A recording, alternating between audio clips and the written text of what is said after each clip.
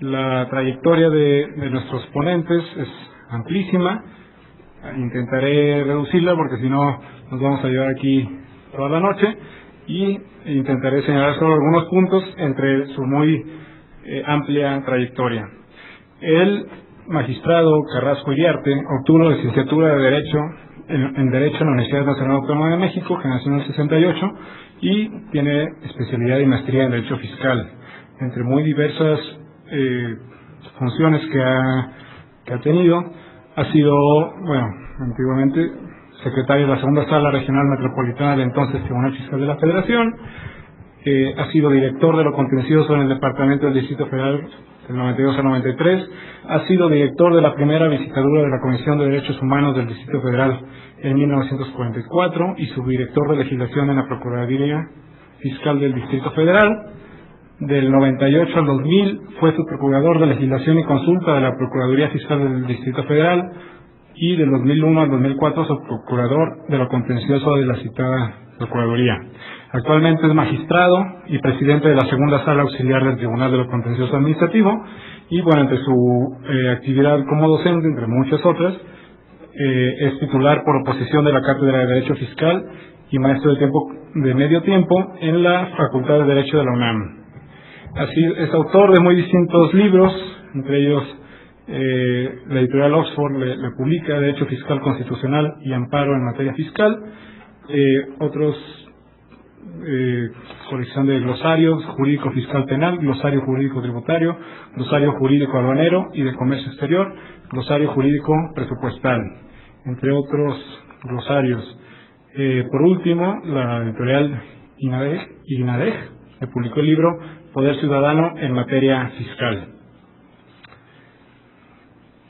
Tiene la palabra, magistrado.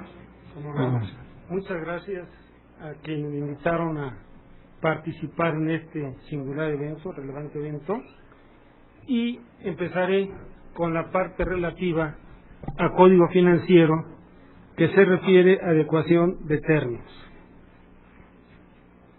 Haré mención a los puntos más relevantes. En primer lugar, quiero comentar lo que se refiere al artículo 196, que está vinculado a los derechos por la prestación del servicio del agua. Se establece que los contribuyentes que desean autodeterminar el servicio del agua, que presentan su solicitud para hacer la autodeterminación del servicio del agua, van a tener a partir de este año, con la reforma, de solicitar cada año, en los primeros 3 meses, la autorización para autodeterminarse. Yo soy partidario a la antigüita, que fuera abierto la parte relativa a la autodeterminación, y como se solía en antaño, que los que se dedicaban al uso comercial, pues se autodeterminaban por misma disposición legal. Con los cambios que se presentaron en el transcurso del tiempo, ahora se señala que se tiene que hacer o pedir una autorización. Pero la adición que ahora es no solamente la autorización o permiso, sino que año con año tiene que renovarse con una nueva solicitud. Y esta se puede presentar durante los primeros 3 meses del año. También en relación a lo que es el derecho por servicios hidráulicos, en el artículo correspondiente se hace referencia a que se quita el concepto de prorrateo. ¿Por qué? Porque no es utilizado. Se toma en cuenta el consumo por cuenta y se suma y lo que se tiene que pagar. Y por esa razón desaparece en el Código Financiero del Distrito Federal. Lamentablemente mi nota no apunté el artículo, pero lo encuentran en el capítulo relativo a los servicios para la prestación del agua.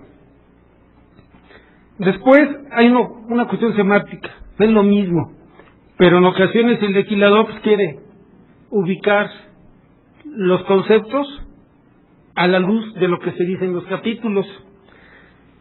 Y como en el capítulo 4 se hace alusión de las adecuaciones programático-presupuestales, en consecuencia se reforma el artículo 2, fracción primera, y cambia el concepto de palabra presupuestales por presupuestarias. Encontramos después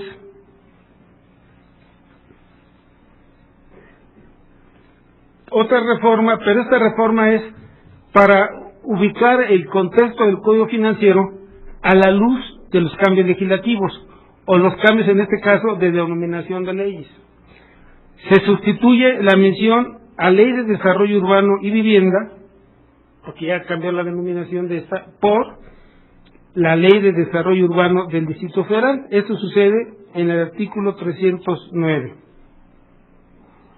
Por otra parte, se precisa que los órganos autónomos no forman parte de la administración pública del Distrito Federal,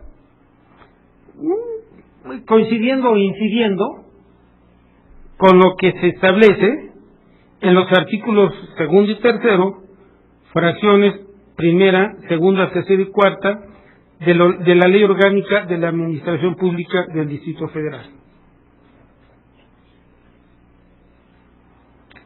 El POA ahora resulta que aparece como obligatorio para las delegaciones, de tal forma que tendrán que cumplir y aplicar el programa operativo anual. Posteriormente, a mí me gustaba más el concepto de autogenerados, pero con la reforma al artículo 483, ahora los van a conocer, ese tipo de aprovechamientos como ingresos de aplicación automática, que realmente se referían a eso, son ingresos de aplicación automática, que son aquellos que no van directo, no se busca que vayan a la bolsa de tesorería, sino que vayan directamente al órgano que lo está generando, y le cambian el nombre. De tal manera que hay que identificarlos ahora, a partir de este año, con ese concepto. Repito, ingresos de aplicación automática.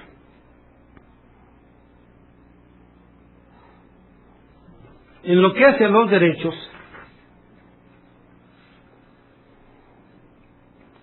se establece como obligación de los contribuyentes el resguardo de los aparatos medidores del agua, y en caso de pérdida de su posición o destrucción, tienen que solicitar la instalación del nuevo medidor, pero previo pago de los derechos correspondientes. Es que ahora tienen que ponerse muy listos con los medidores del agua, porque ahora son tutores, cuidadores de ese tipo de aparatos. Si los pierden, ya saben, tienen que pagar. Y es que la gente cree que no son de ellos, como no los son, ¿sí? Y pues ahí los tienen, pero no los cuidan mucho. A lo mejor a partir de esta reforma ya vamos a encontrar medidores enjaulados o encadenados. Después, otra reforma que operaba, esto ya opera en la suspensión del servicio del agua, pero no opera, que es la reforma, y al que alude el artículo 197, en la restricción de los servicios hidráulicos. Para que se comprenda mejor, recuerden ustedes que el sistema de agua de la Ciudad de México, si alguien deja de pagar el agua, puede, tratándose del uso comercial, suspender el servicio. Pero tratándose del uso no comercial, del uso habitacional o familiar, no puede suspender el servicio así, pero no puede restringir. Lo que hicieron la reforma, dijeron, bueno, si se suspende el servicio y se reinstala, la persona tiene que pagar la reinstalación del servicio. ¿Por qué? Porque no pagaba el agua. Pero si se restringe el servicio, no pagaba nada. Entonces, los hacendarios, en búsqueda de la equidad, obviamente benéfica para ellos, dijeron, si te restringe el agua, ahora tienes que pagar también la reinstalación de ese servicio.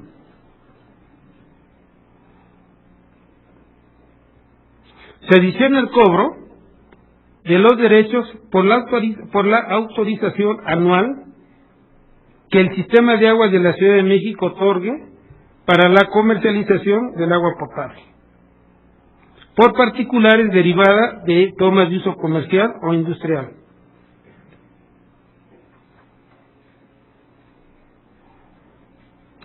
Esta próxima reforma que les voy a comentar es el 283 del Código Financiero. Parece que es buena para los contribuyentes. Ya saben que en teoría de la contribución hay quienes dicen que toda reforma en materia fiscal es para beneficio de la hacienda pública, que es muy raro, más bien jamás es para beneficio de los gobernados. Pero yo creo que esta sí puede ser para beneficio de los gobernados. Dice lo siguiente: se establece la posibilidad de que el usuario que cuente con sistema de tratamiento y aprovechamiento de sus aguas residuales, y obviamente pues se la está aprovechando, y que no descargue a la red de drenaje, pueda solicitar la cancelación de la instalación hidráulica de drenaje. Si no utilizo eso, que no me cobren, ¿sí?, por el desalojo de las aguas. Entonces me parece aceptar una reforma. Si todo lo reciclo en materia de aguas, entonces que no me cobren y que se cancele.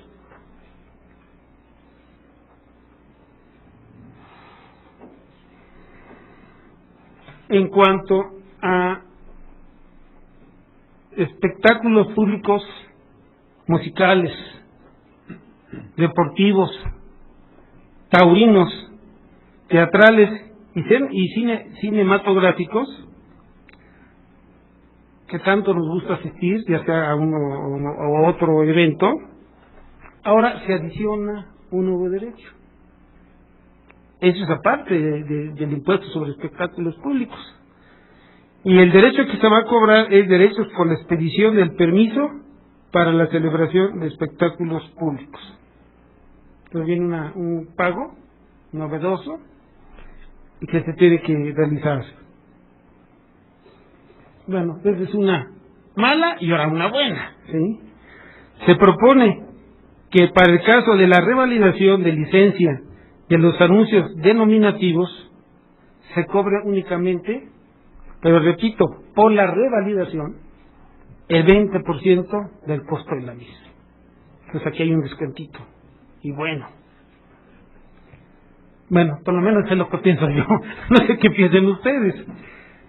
En relación a los artículos 217, 218, 19, 221, 222 y 230 del Código Financiero, que se refieren a los fideicomisos, se contempla la parte relativa a la inscripción de los actos jurídicos derivados de fideicomiso. Obviamente la respuesta, ¿para qué? Pues para que se pague el impuesto.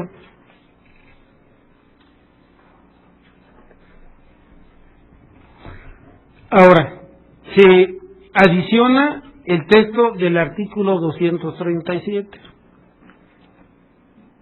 y señala que no se considera prestación de servicios si quien solicita la información es una autoridad del Distrito Federal en ejercicio de sus funciones y cuyo objeto es la persecución del delito y la procuración de justicia. Es una carga que se quita el Estado cuando está buscando la lucha contra la delincuencia, y no solamente la delincuencia organizada, porque dice cuyo objeto es la persecución del delito. En cuanto a los derechos por servicios de control vehicular, el artículo 252 del Código Financiero, se exceptúa del previo pago de los derechos por servicio de grúa. Pero no se pongan felices, no es para todos nosotros.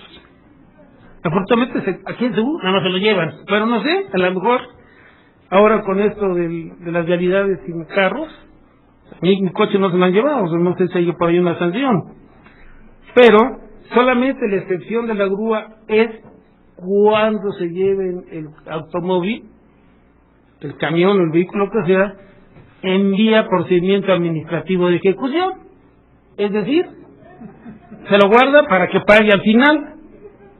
La única ventaja que le veo es que se anula en el contencioso el procedimiento de ejecución, entonces pues ya no se paga ni la grúa, ni el depósito, ni todo lo demás que se quieran cobrar.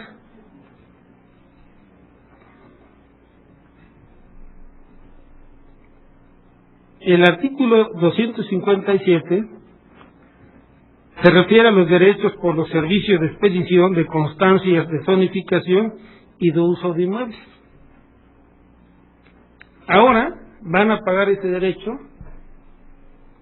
las estaciones de servicio de combustibles y los crematorios, previo dictamen del estudio de impacto urbano que efectúe la autoridad competente, que es un nuevo derecho también. En cuanto a los derechos por el control de los servicios privados de seguridad, se realizan las modificaciones, pero para adecuarlas a la Ley de Seguridad Privada del Distrito Federal.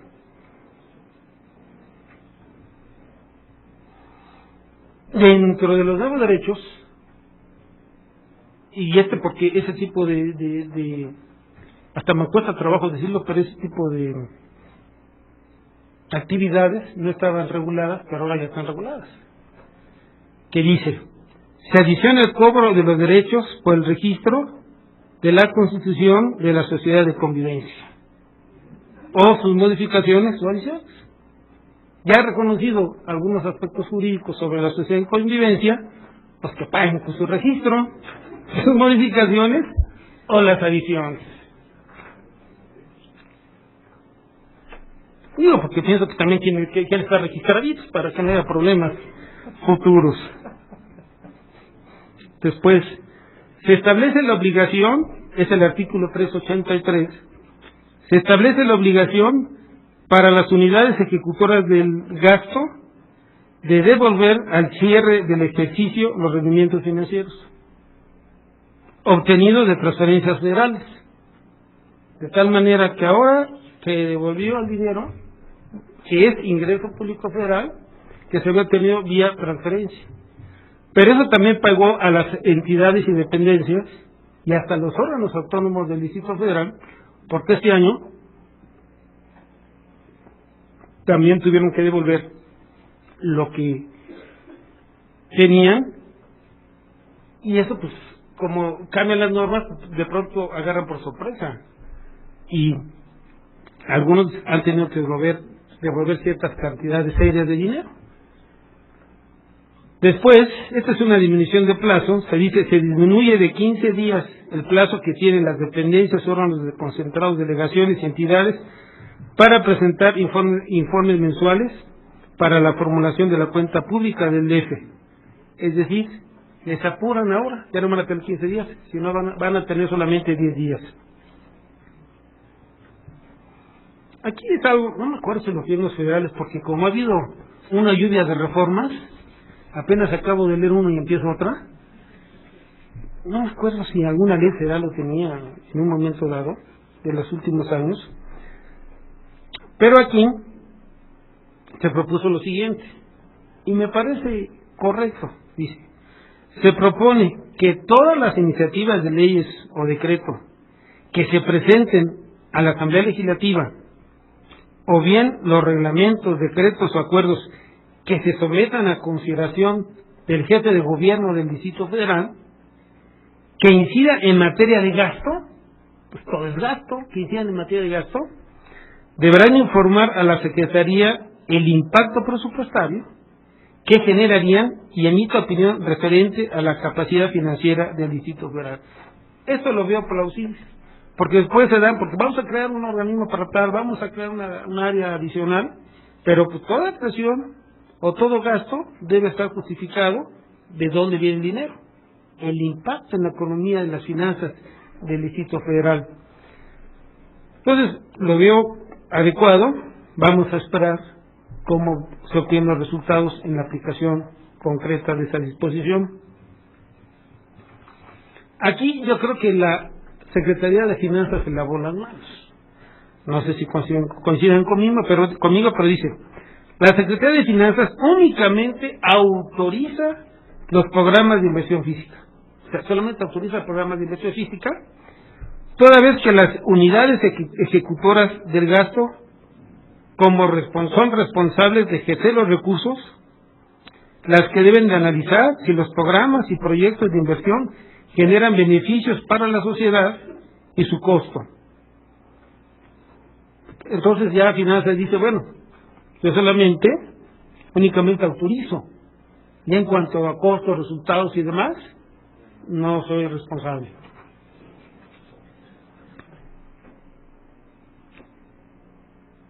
Por otro lado, en relación al artículo 449, pues nada más es una permuta de lugar. La parte relativa a la elaboración de los calendarios presupuestales se traslada a otro artículo para ubicarse en la parte relativa del ejercicio presupuestal de los órganos autónomos. O sea, nada más cambiar una norma para ubicarla en otra. O sea, no hubo cambio realmente y una reubicación. En cuanto a los órganos autónomos, se señala que manejarán, administrarán y ejercerán su presupuesto en congruencia con lo previsto al Código Financiero. Ya estos puntos sensibles son órganos autónomos. Pero después dice, en todo aquello que no se oponga a las normas que rijan su organización y funcionamiento, en atención a su autonomía.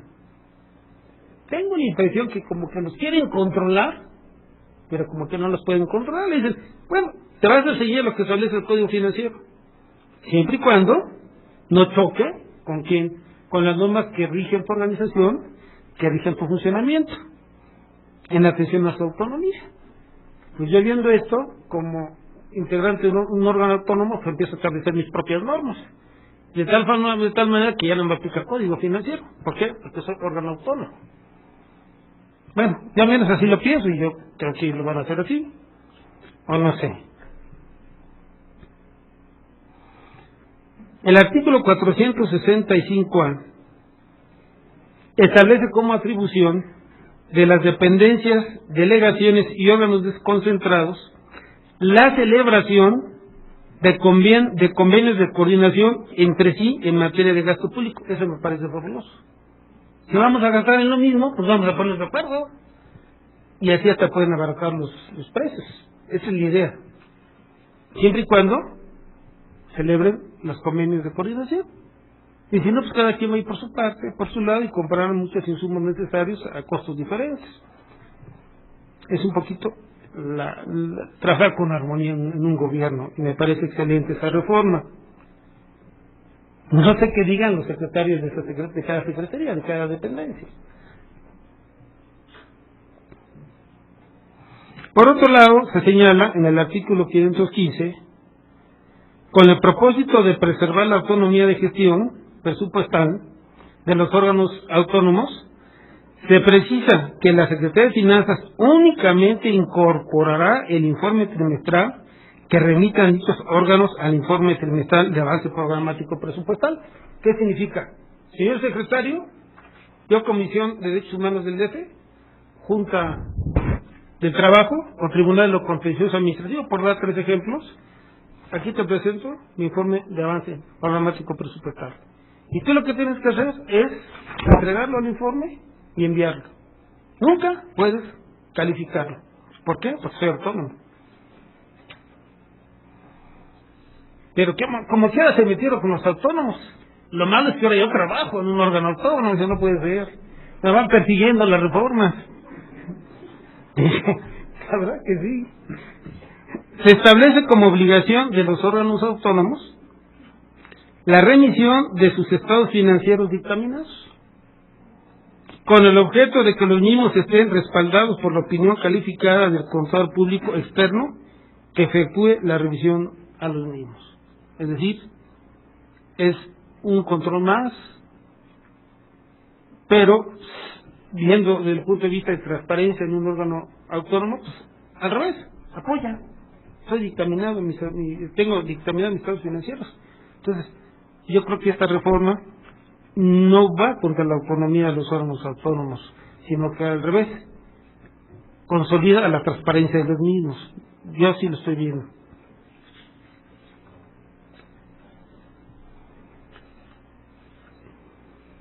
Dentro de la modernidad encontramos que se permite ya, con base al artículo 44 del Código Financiero, la presentación de avalúos, que la presentación de avalúos sea por medios electrónicos o magnéticos, que señale la Secretaría de Finanzas.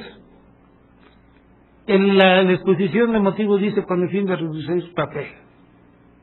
Yo no lo hubiera puesto en la exposición de motivos, porque hubiera puesto porque es la modernidad, hay que integrarlos a lo que son la computación, y es muy cómodo porque entonces ya de su despacho el evaluador pues da un clic y llega ya lo que es la evaluación. Yo pienso que son en materia básicamente inmobiliaria.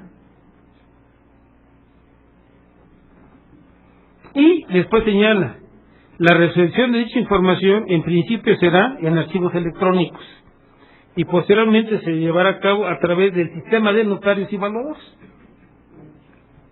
el cual está funcionando, o aquí se está, por decir, estará funcionando a partir del mes de junio. No, corrijo, está bien la nota, está funcionando a partir del mes de junio del 2006. O sea que ya está la parte relativa al sistema de notarios y evaluadores.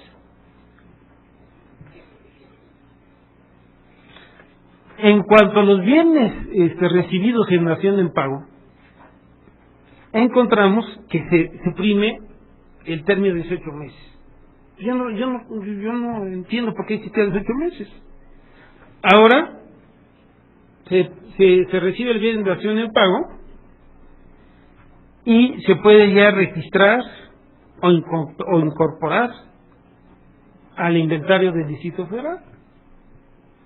Aunque me acuerdo de mis compañeros los arquitectos y los autores decían, oye, pues no hay que recibir nada en dación en pago.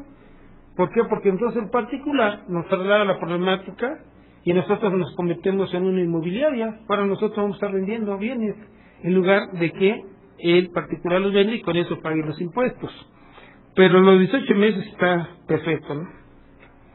Bueno, de haber empezado con el factor de actualización. El factor de actualización fue considerado por la Asamblea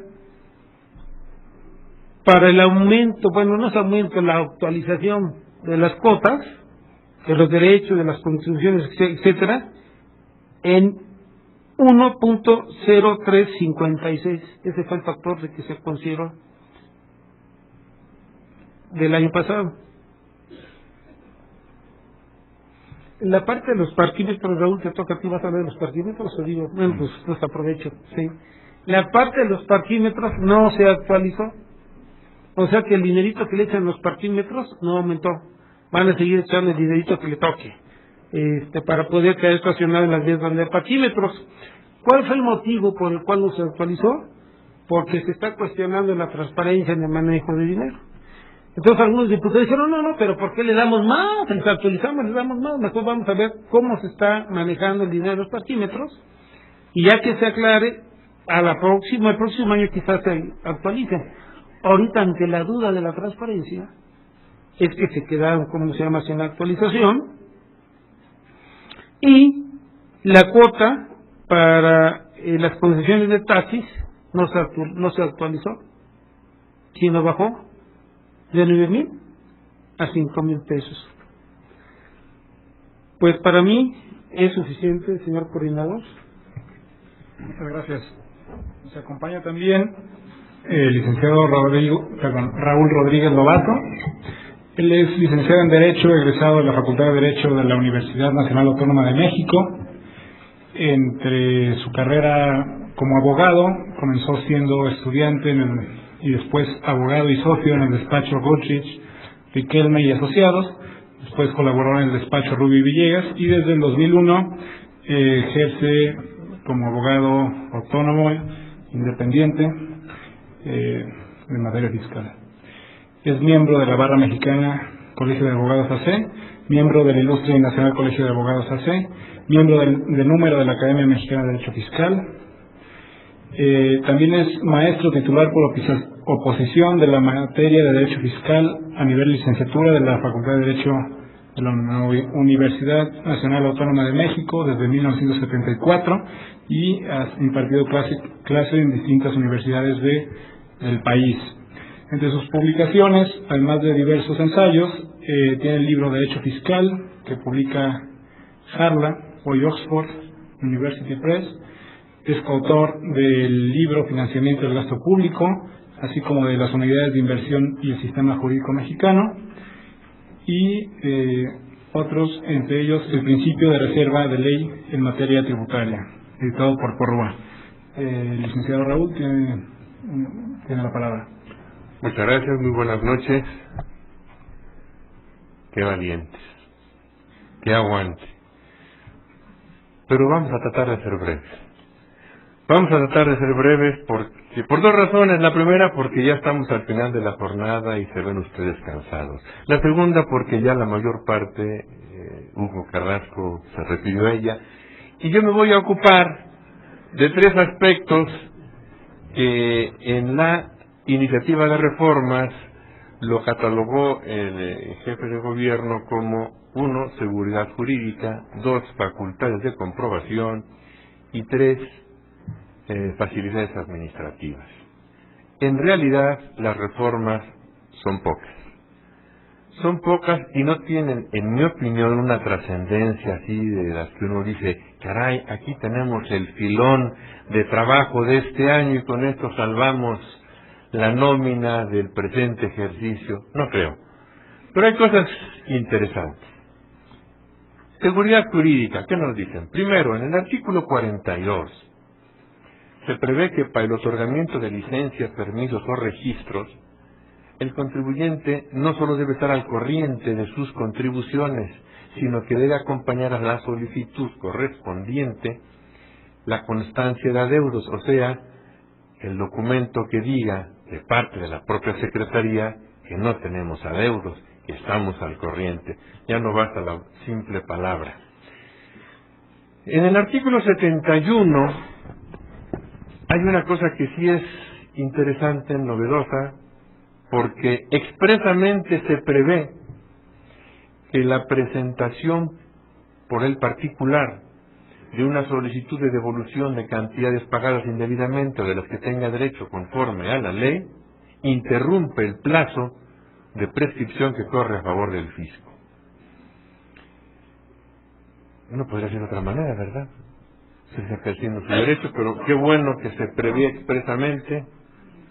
Claro, para quienes somos juristas, abogados, no había necesidad de decirlo, pero a veces las disposiciones del Código Financiero pues son aplicadas por personas ajenas a la ciencia del derecho y pues más vale decirles que el agua moja.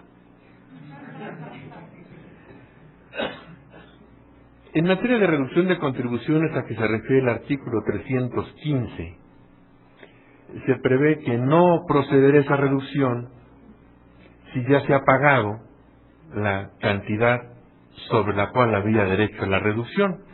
Y no solo no procederá, sino que ni se le va a devolver ni podrá compensar. Simplemente, si ya pagó, pagado, muerto. Cuando los particulares celebran contratos o llevan a cabo actos con las dependencias del gobierno del Distrito Federal, con organismos desconcentrados o con de las delegaciones o entidades, ¿verdad? Deben garantizar el cumplimiento y estaba previsto únicamente como forma de garantizar fianza y depósito de dinero. A partir de la reforma que ya está en vigor, se admiten también como garantías cheque de caja, cheque certificado, billete de depósito, carta de crédito y el cajón del sastre, o cualquier otra forma que determine la Secretaría de Finanzas. Y como dijera el Pocho, whatever it means, lo que se les ocurra. En fin,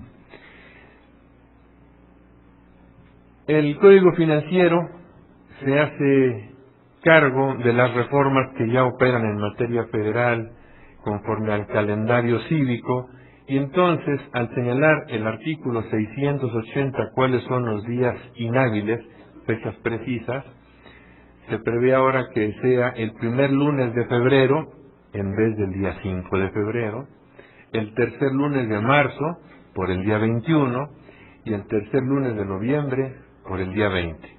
Los demás quedan exactamente sus fechas como está previsto.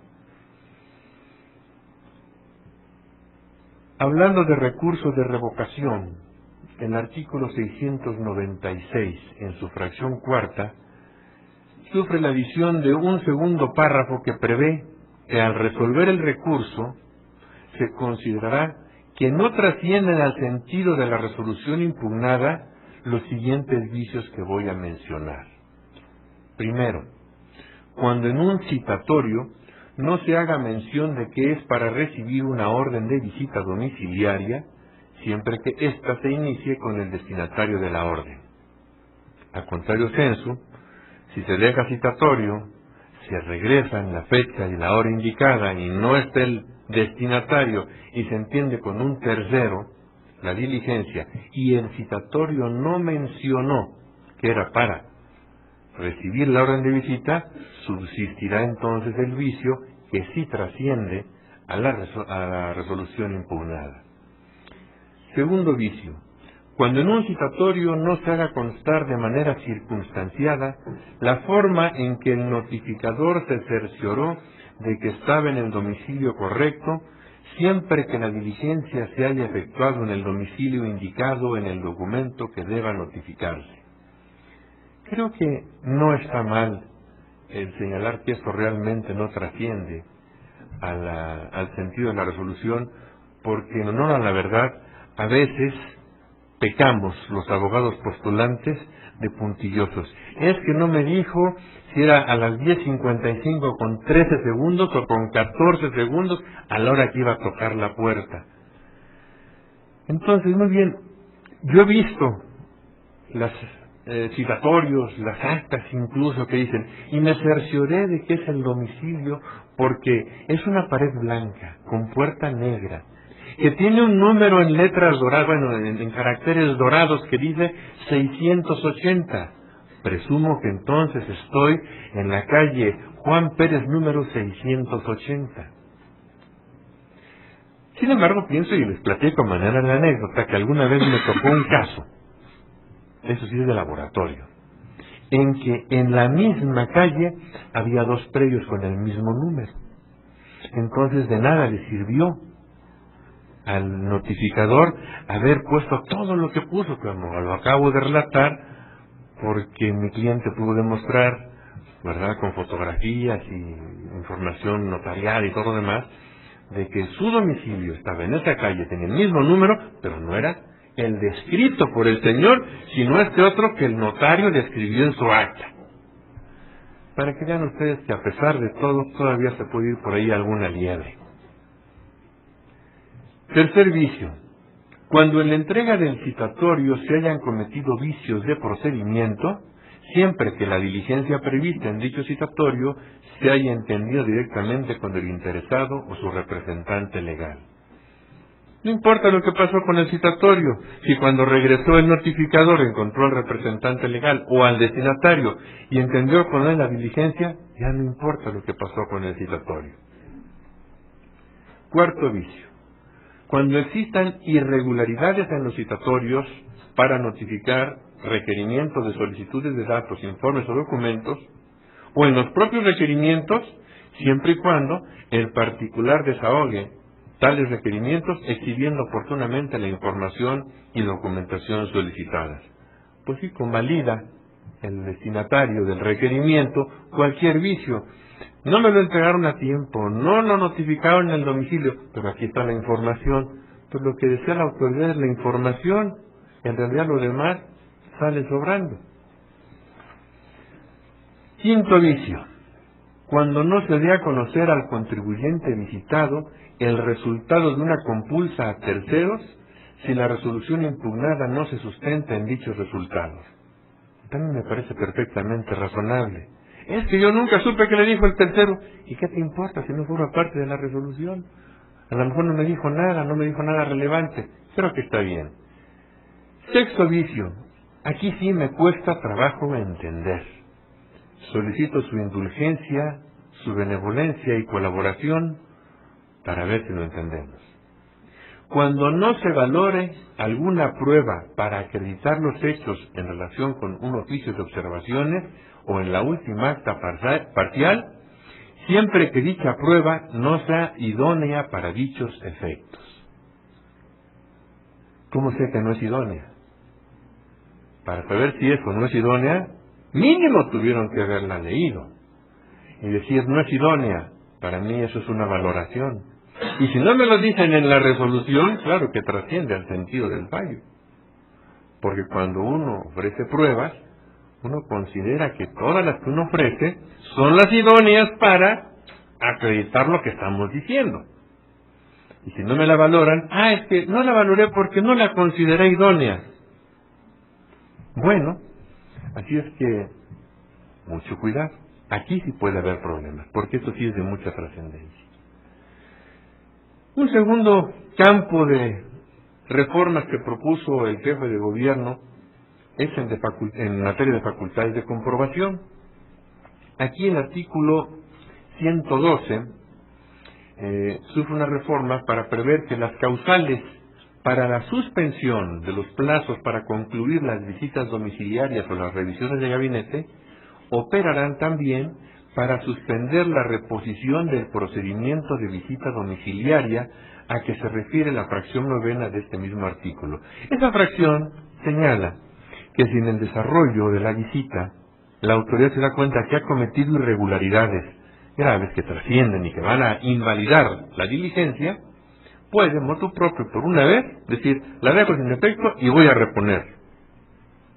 Dice, bueno, operan las mismas causales de suspensión. Hay huelga, bueno, pero cuando se está desarrollando una visita, hay un tiempo previsto en la norma jurídica para terminarla. Pero para reponer, yo no recuerdo haber visto que haya un plazo específico. De tal manera que no sé cómo vaya a operar. ¿Será que mientras esté la causal, por ejemplo, una huelga, no repongo el procedimiento? Pues es razonable, pero ¿qué plazo se suspende? No creo, ¿verdad? Pero si lo encuentran ustedes, me pueden hacer llegar una notita a mi correo electrónico. No, pero creo que pensando positivamente, alguna forma habrá de aplicarlo, pero no alcanzo a comprender yo cómo.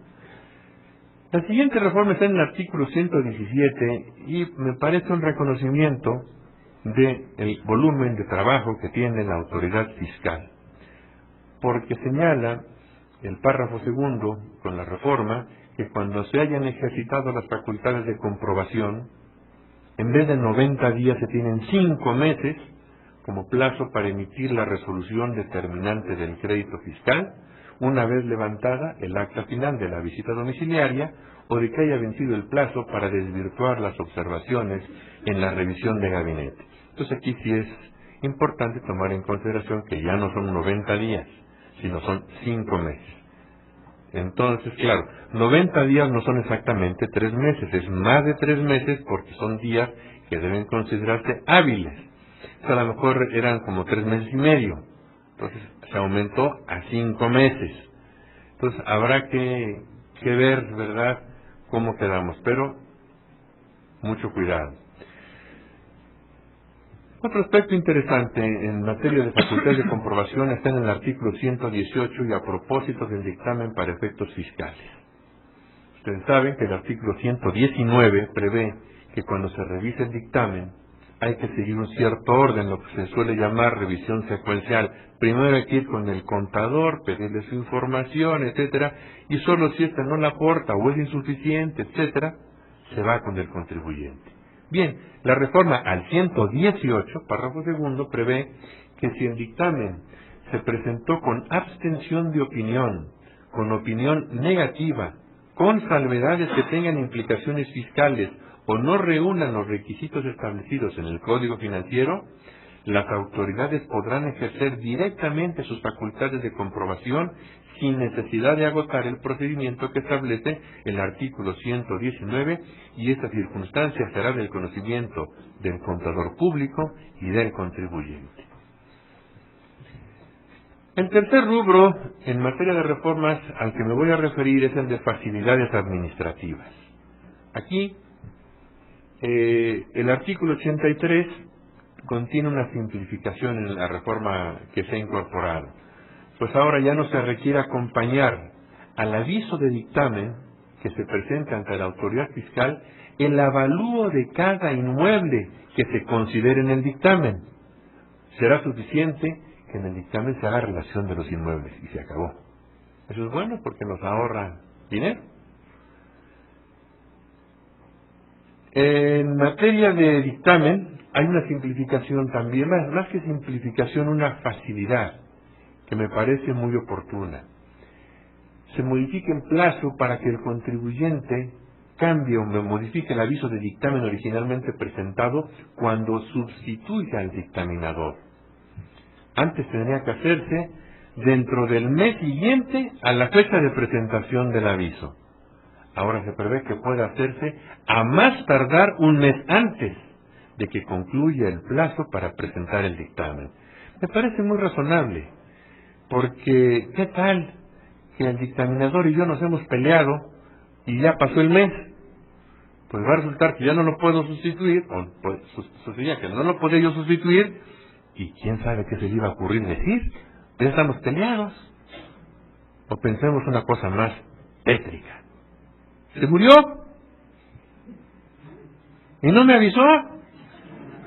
¿Cómo que se murió si tiene que presentar el dictamen y ya pasó el mes? Decía yo. Pues ahora cuando menos, bueno, ya me dan más tiempo. Ya sería de muy mal gusto que se muriera un día antes de presentar el dictamen, ¿verdad?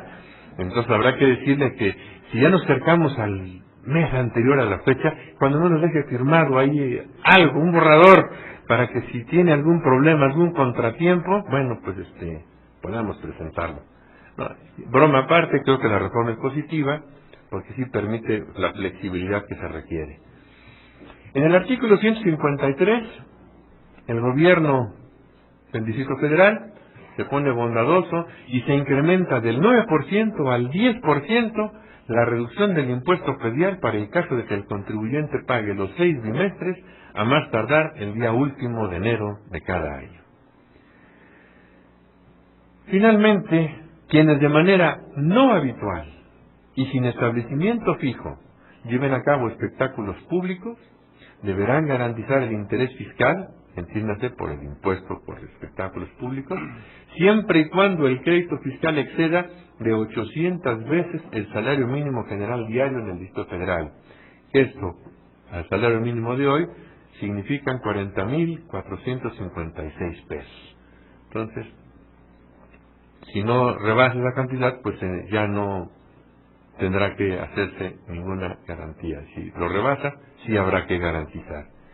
Y son todas las reformas que hay en esta materia. Como ven ustedes, son pocas, algunas son interesantes, otras son curiosas, otras no las entiendo, pero pues estamos al día.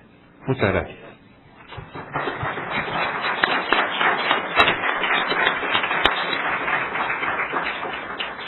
Muchas gracias, licenciado. Abrimos ahora una ronda de preguntas. Siéntense bienvenidos a preguntar a los ponentes. ¿Hay un micrófono disponible o...? Perdón.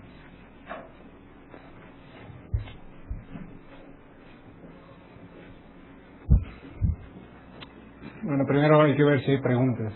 ¿Alguien a la tiene... una, a las dos. ¿Alguien tiene una pregunta?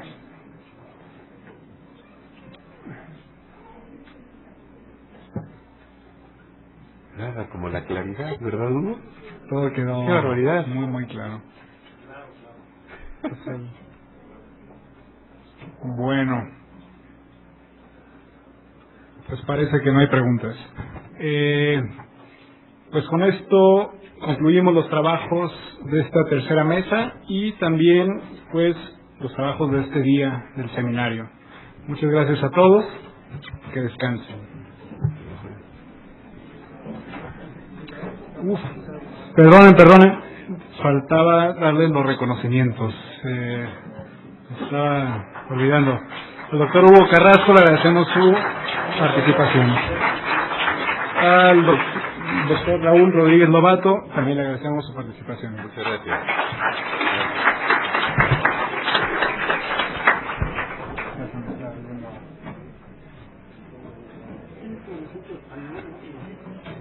Me eché 5 años allá, igual algo Algo se pega. Si al Pentatiquín se le pegó, pues claro, ¿no?